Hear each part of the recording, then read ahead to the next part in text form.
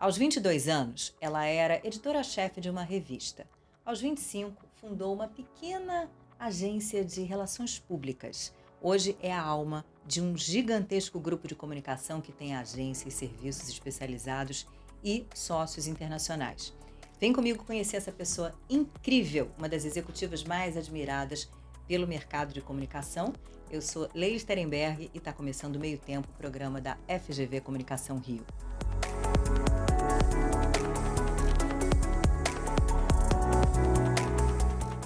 Eu tenho a honra e o prazer de receber a Cristina, que todo mundo chama de Kiki Moretti, aqui comigo, ela que é presidente do conselho do Grupo Impress e fundadora da Impress também. Kiki, super bem-vinda. Obrigada. Você me chamou de Cristina, eu acho que eu nem atendo se alguém me chamar de Cristina, só minha mãe. Sua mãe dá? Cristina? Minha mãe chama Cristina a vida inteira, nunca chamou Kiki, meu pai me chamava de Kiki. E a Carmen, minha secretária há quase 40 anos, também só me chama de Cristina. Fora isso, é Kiki mesmo. Muito bom. Kiki, a gente começa normalmente aqui a nossa conversa quebrando o gelo. Acredite no tempo. É com isso que você encerra o teu capítulo nesse livro aqui. Uma sobe puxa a outra, uma publicação de um grupo de mulheres que apoiam outras mulheres, para a gente resumir. O tempo é o senhor da razão? Essa frase é um clichê, mas é a pura verdade? Pura verdade. Assim, tudo que eu já vivi, do que você falou da Impress, a gente está há 37 anos que eu fundei a Impress esse ano, e tantas situações que a gente já viveu, e eu vejo que o tempo ajuda a gente a olhar para trás com maturidade, momentos de crise, gestão de crise, né, é o que eu faço quase todo dia para os nossos clientes, e o tempo faz com que você veja as coisas com mais clareza, mais calma, e as coisas se resolvem. Então, de verdade, o tempo é o senhor da razão mesmo, né, mesmo. Na vida pessoal, profissional, em qualquer circunstância. Você era novinha, estava grávida. Sim. E aí saiu da Embratur e criou a Impress. Isso. Quantos clientes no início? Olha, não tinha nenhum, para falar a verdade, mas eu tinha uma situação muito tranquila, porque eu recebi um convite do Luiz Lara, que hoje é o presidente da Liu Lara, uma das maiores agências de publicidade do Brasil, né, que é a TBWA também, é sócio da Omnicom. E eu recebi um convite dele e da Margarete Guida, que tinha sido diretora de comunicação da Embratur um ano antes, para eu sair e abrir uma agência para representá-los aqui no Rio. Eles já tinham saído um ano antes e aberto uma agência, e aí precisavam de alguém no Rio e eu saí. Então eu saí com uma tranquilidade, eles tinham clientes ótimos, que era Disney, e tinha Humberto Modiano, que era na época, assim, tudo Búzios, né? A Marina Porto Búzios, o aeroporto. Então, isso era final dos anos 80, né? Final dos anos 80, a Impress é de 88.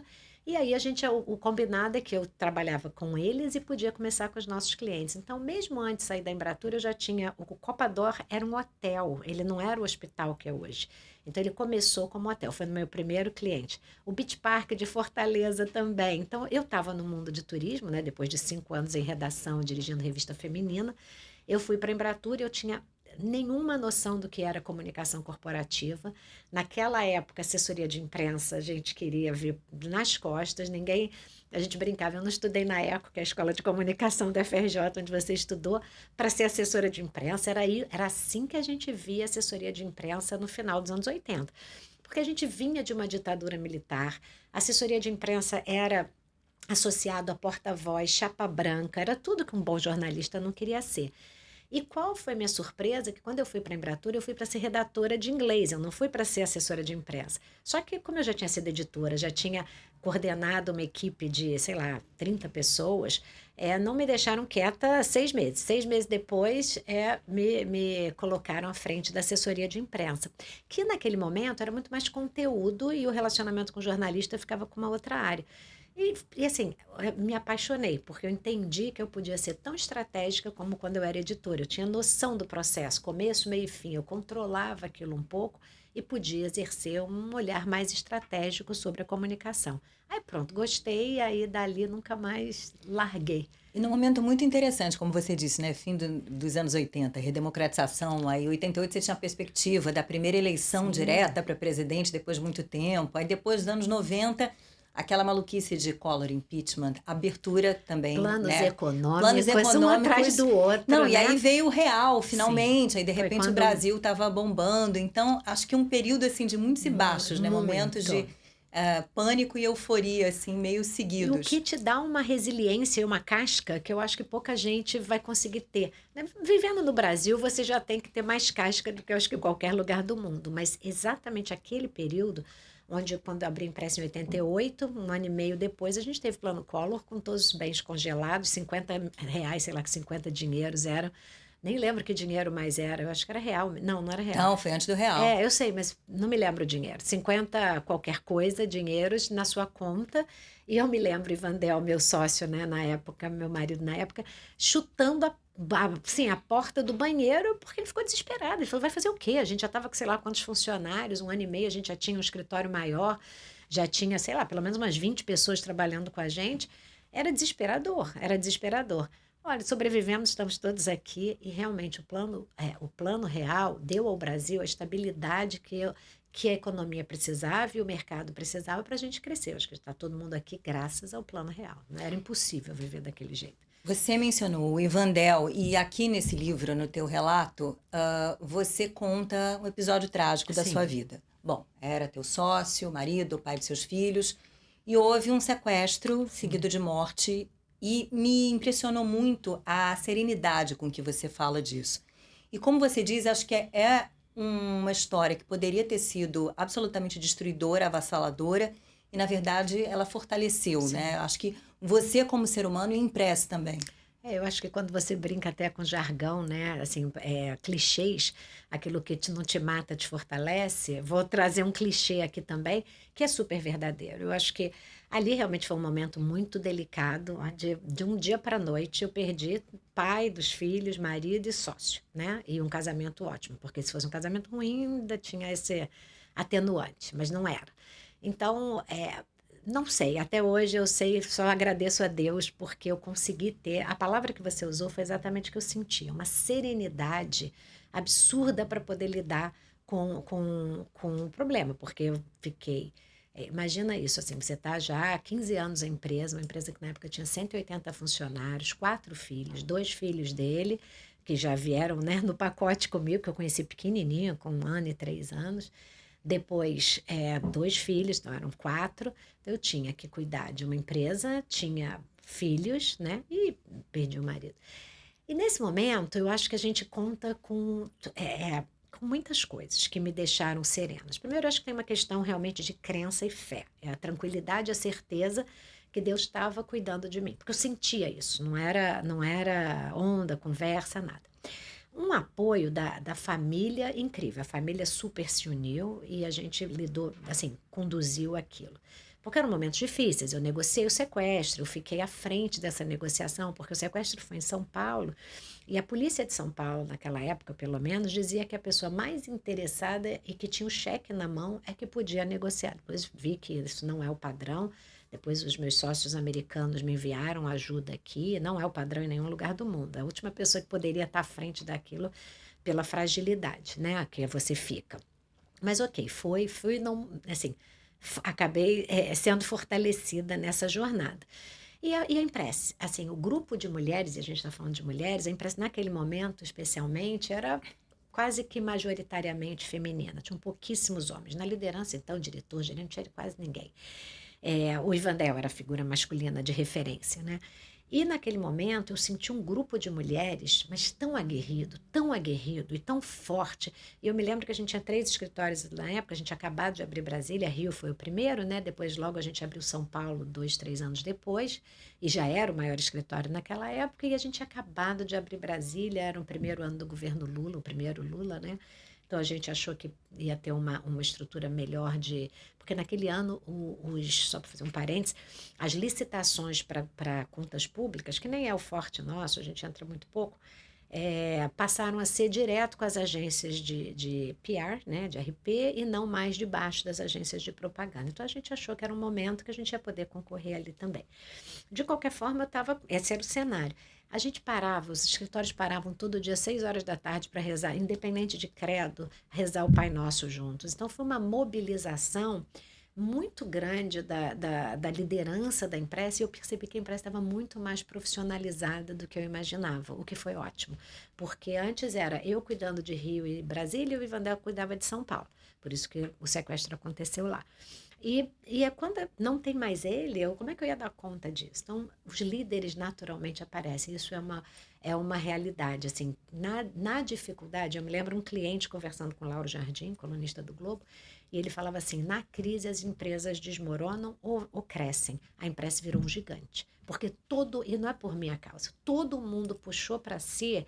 Isso eu acho que é uma característica muito da Impressa, do DNA de pertencimento, de você achar que aquilo é seu e todo mundo junto. Então, foi muito legal. Isso foi uma das... Em toda tragédia, eu brinco, contam as bênçãos, né? Então, eu contei, acho que mais bênçãos do que tragédias nesse episódio, né? Eu acho que eu saí mais forte, maior. Eu me sinto mais assim, eu saí maior dessa história. Para mim, internamente, eu me senti... E é muito engraçado, porque hoje, às vezes, umas coisas muito bobas, a gente se desespera, e eu paro e falo assim: meu Deus, se Deus me deu toda a força e apoio num momento tão difícil, onde eu fiquei inteira, por que eu estou me descabelando agora por essa bobagem? Então a gente começa a botar a vida em perspectiva e assim, as coisas ficam muito.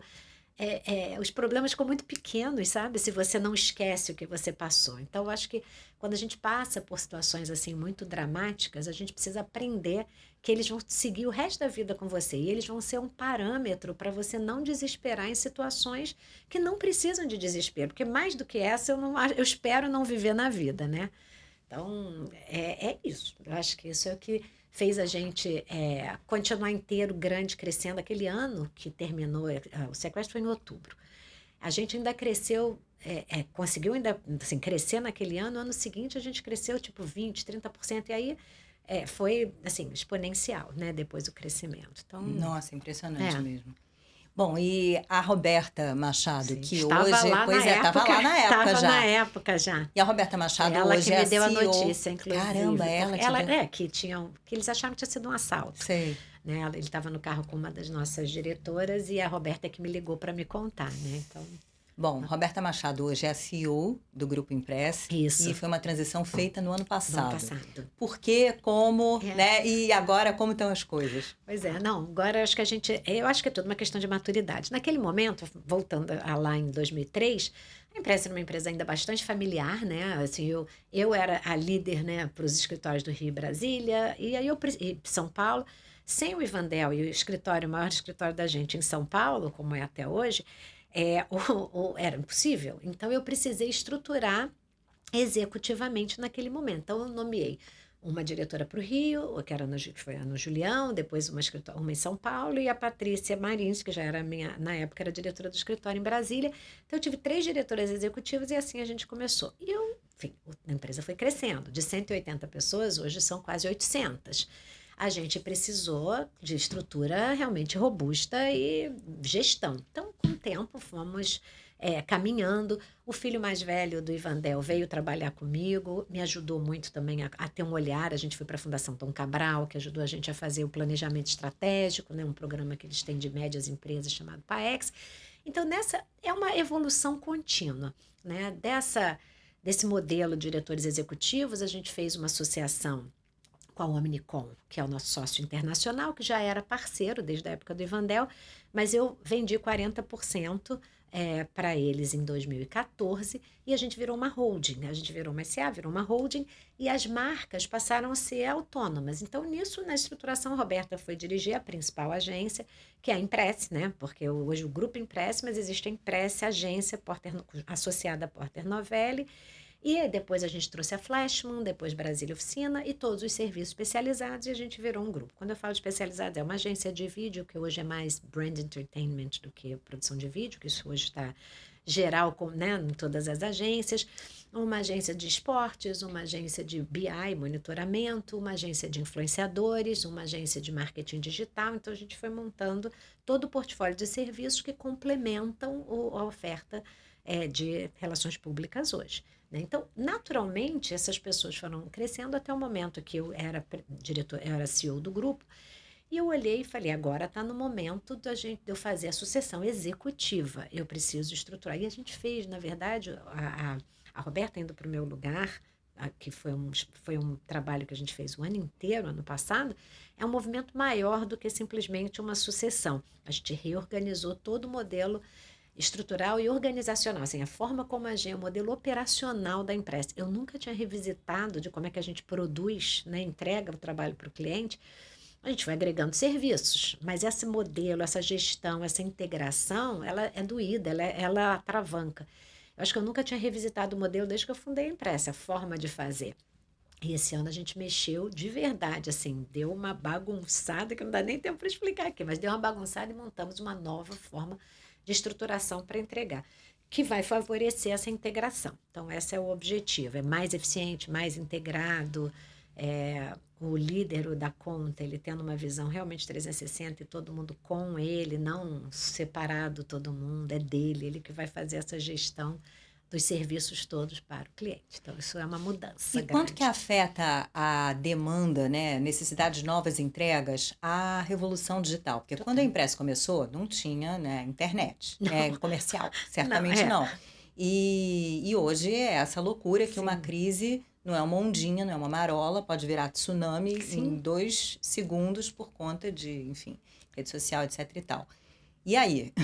Bom, aí que é bem mais divertido, né? Dá mais trabalho, mas é bem mais divertido. Se eu lembrar que a gente começou na década de 90, a gente tinha imprensa. Todo o nosso olhar era como a imprensa, a gente resolveria as questões na imprensa, seja a crise, seja a promoção de alguma marca, né? Uma construção de marca, a reputação das marcas, das empresas, era o nosso único canal era a imprensa. Talvez um pouco público interno, usava eventos, usava, mas era isso, né? Quando você vira, e a gente tinha fax, era telex, até telex tinha, mas não era um modem com telex. E a gente vai hoje para um mundo onde você, assim, a revolução, não vou chamar de revolução digital, quer dizer, esse é o nosso mundo hoje. Uhum. Você hoje tem a possibilidade de ter uma visão 360 e realmente atuar incrível, né? Eu sou apaixonada aqui por o mundo que eu tô. Se alguém me perguntasse o que você quer ter de novo, eu continuaria exatamente aqui, porque a gente pode tudo, né? Eu tenho uma segmentação de canais hoje, assim, que você pode usar desde ferramentas, né? Todas as ferramentas digitais, influenciador, mídia, o próprio imprensa. Para mim, hoje, o relacionamento com a imprensa é o que tem mais premium hoje, porque é tão valorizado, para mim, é tão valorizado, tem um valor tão grande de credibilidade, reputação, onde você tem espaços, você tem muito menos espaço, né? Então, eu acho que o conjunto da obra é muito mais interessante e óbvio que foi a quebra com a internet, ou como a gente quiser chamar, né? O mundo digital. Porque hoje tá na nossa mão para tudo. É desafiador, mas eu acho muito mais interessante. Não dá para dormir, nunca deu para dormir no nosso mundo, né? O mais rápido que tinha era a televisão. Você tinha que ficar preocupado com o que saía na televisão, porque para consertar era mais difícil se tivesse que mudar a informação. Hoje você fica atento ao online, você vai é 24/7, não tem noite de sono, né? E é interessante que pelo segundo ano seguido, aquele relatório de risco global, né, do Sim, Fórum Econômico Mundial aponta a risk response. desinformação, né, misinformation, Sim, disinformation como, principal risco. pois é, para os É. próximos 2 anos. Isso não era, ele era tipo quinto ou sexto, né? Até acho que foi sétimo, pulou para quinto, e esse último relatório aponta como o principal risco que a gente está vivendo. Você viu o Papa? Que coisa mais incrível, no ano do jubileu dele, ele chama todos os comunicadores, agora, sábado, sexta, não sei se foi sexta ou sábado, para exatamente nesse último fim de semana, para passar para eles a responsabilidade da informação verdadeira, checada e tal, e chega a dar um caráter espiritual, dizendo até que é uma sabedoria que recebemos de Deus se comunicar bem. Então eu fiquei me sentindo assim nas nuvens, né? Porque realmente a gente. E eu tive essa discussão muito fortemente na imprensa, um pouco antes da pandemia, sobre o papel da comunicação.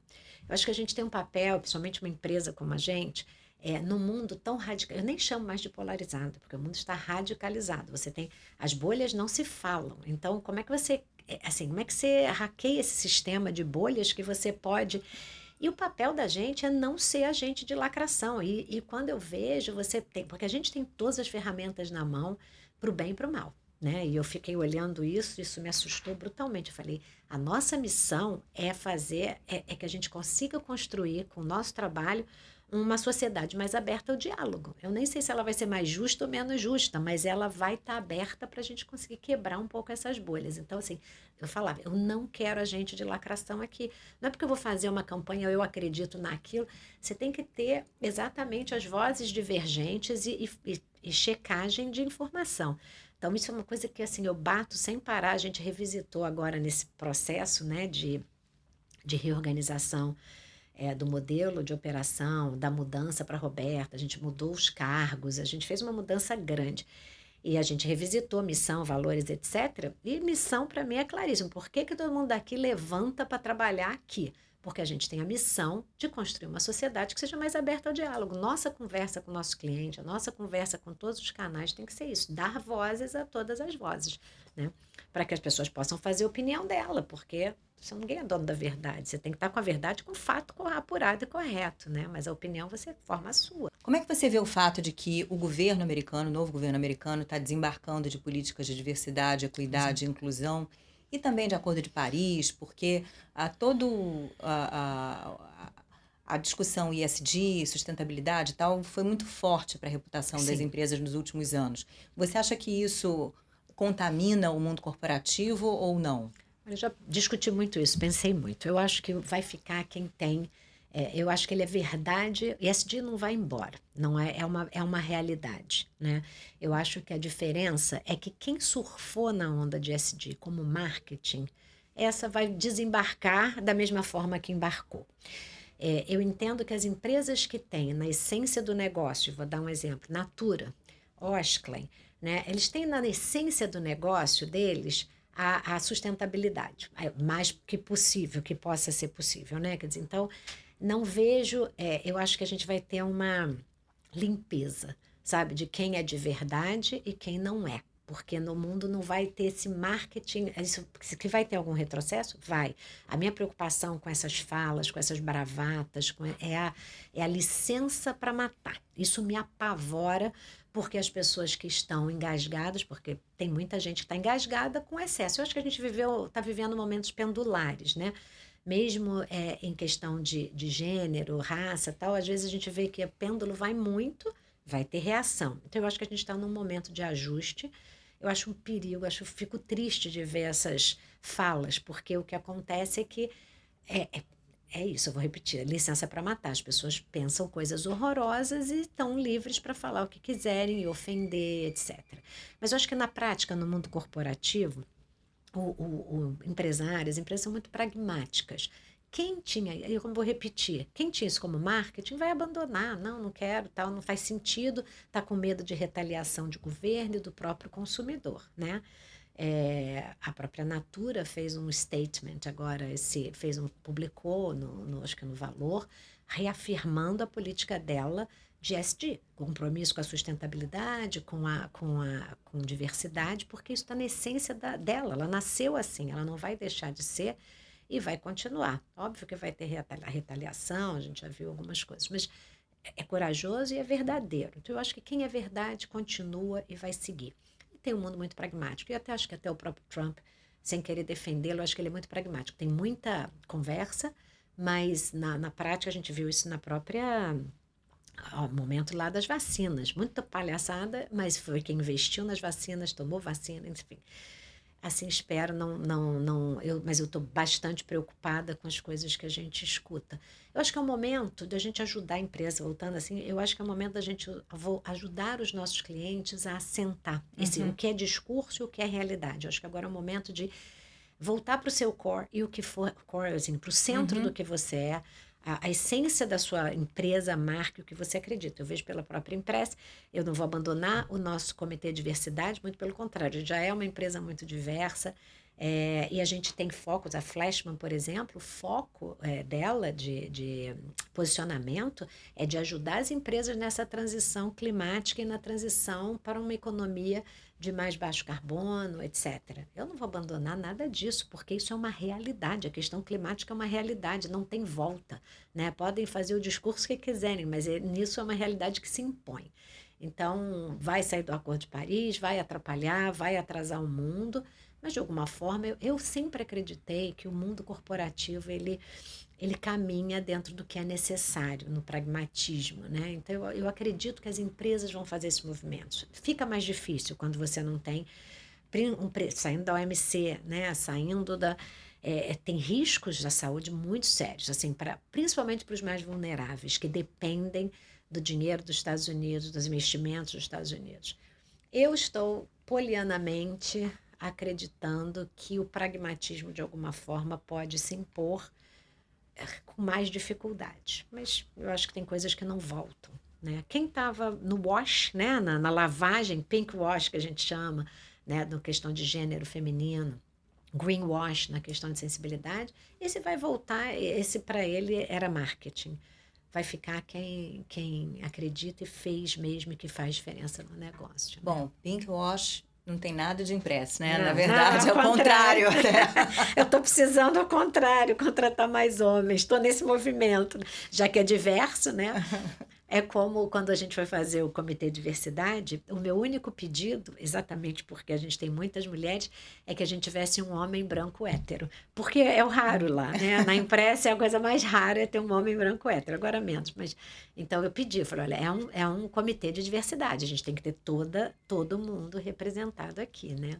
Então, você falou, são mais de 800 funcionários, isso, gente pra caramba. Quando você vai contratar, considerando que a gente é uma escola de comunicação, quando você vai contratar um jovem, né? Sim. O que você busca de habilidades, competências e tal? Mais que tudo é curiosidade hoje. Eu acho que você hoje tem tanta... Primeiro, acho que os jovens vão... é delicioso estar junto com o jovem, porque traz coisas que a gente... Assim, adoro fazer fórum com a galera, né? Mais jovens, júniores que estão entrando. E eu sempre busco entender o que eles sabem que eu não sei, porque eles sabem muito mais do que eu sei, né? Em muitos lugares. Assim, eu quero entender. Então, eu tento ver se são curiosos, se são inquisidores, se querem, sabe, se tem aquela energia, aquela inquietude boa, sabe, de inovação, porque é deles que vem. A gente precisa, depende deles. O mundo tá numa transformação tão rápida e que não tem volta, que só esse frescor dos jovens vai poder manter a gente atual e na liderança como a gente é, né? Eu não vou sair dessa liderança com os mais velhos. Agora, eu acredito nesse mix, né? O etarismo, assim, eu acredito no mix de cabelos brancos com energia. A gente, depois de 50, não tem energia. Tem muita energia e focada. Eu até brinco isso. O melhor momento de trabalho para uma mulher é exatamente perto dos 50, porque você não tem mais filho pequeno, você não perde foco com nada, você só tá ali, assim, basicamente focada no teu trabalho. Apesar de que filho adolescente também dá um trabalhinho. Ah, sim, é que aos 50, eu tive filho cedo, né? Então, com 50 já não tinha mais adolescente, não, já estavam adultos, já. Olha só, que agora é hora de botar na conversa a inteligência artificial. Eu costumo fazer uma pergunta para um chatbot, e claro que dessa vez eu tive que fazer para o DeepSeek, né? A IA chinesa. E aí eu pedi conselhos para uma mulher que quer empreender hoje no Brasil na área de comunicação. Aí o DeepSeek listou uma série de quesitos aqui. Identifique um nicho específico, invista em networking, desenvolva habilidades multidisciplinares, crie uma marca pessoal forte, entenda o público-alvo, foque na qualidade do conteúdo, gerencie bem o tempo e os recursos, esteja preparada para os desafios, busque mentoria e apoio, valorize a diversidade e a inclusão, mantenha-se atualizada e cuide da saúde mental. O que você achou? Planeje também financeiramente, seja autêntica e acredite no seu potencial. A longa lista do Gente, olha só, não é só isso, ele tá certíssimo em tudo. Agora, coitada, né? Eu fico pensando, coitada de uma mulher. Eu acho que coitada de qualquer pessoa, né? Mas olha quantas habilidades você hoje tem que ter para você começar um negócio, né? Então, tá certíssimo. Estou pensando se ele esqueceu alguma coisa. Tá mais completo do que eu pensaria. Tá ótimo. Não, legal isso de identificar nicho. Pois é, olha, saúde ele mental. entrou no ponto que hoje é crucial para onde, assim, o maior problema de absenteísmo que a gente tem hoje é a saúde mental, né? As pessoas não estão dando conta desse mundo tão conectado, dessa pressão, dessa polarização, dessa toda a pressão que eles estão vivendo, né? Uma geração a geração principalmente mais nova, eu não sei se os sonhos não se realizam na rapidez que eles imaginam, então tem muita frustração, e a frustração está gerando. Eles não estão dando conta dessa pressão que o nosso mundo, né? Mas o mundo de comunicação é agilidade, rapidez, pressão, responsabilidade. Então, essa é a maior preocupação que eu tenho hoje com as gerações mais novas, essa casca que eu acho que a gente que passou por todas essas crises, a gente passou por tanta coisa na minha geração, você é a geração dos anos, se você tem, né, assim, eu tenho 10 anos mais que você, a gente viveu, comecei a listar, plano Collor, é isso e aquilo, o mundo era mais a diversidade, e a diversidade te fortalece, né? Então, eu acho que essa geração vem sem tanta diversidade. E mesmo com a diversidade, isso independe de classe social, né? De poder aquisitivo. Existe uma necessidade assim, de informação tudo muito rápido, de conquistas muito rápidas. E o mundo não necessariamente é assim, eles se frustram. Então, essa é a minha preocupação maior. Então, para estar à frente de um negócio, você vai cuidar de gente, mais que tudo. Você pode listar isso tudo. Mas a maior desafio é ser um líder de pessoas, em qualquer profissão. Empatia, né? Empatia, mas em qualquer escolha de profissão que você tenha. Mas especialmente na área de comunicação, numa área de serviço, área humana, as pessoas são seu principal ativo. Ser uma líder carismática, empática, mais que tudo empática, entender o sofrimento do outro, entender o outro passa, essa sensibilidade vai permear tudo, para que você possa tomar as decisões corretas. Óbvio que vai precisar a questão de gestão é super importante para empreender, ter noção de finanças, tudo que o DeepSeek maravilhosamente colocou. Dá até medo de tantas características, né? Não, e quando você olha, fala, caraca, que complexidade é essa? Mas é isso mesmo, esse é o nosso dia a dia.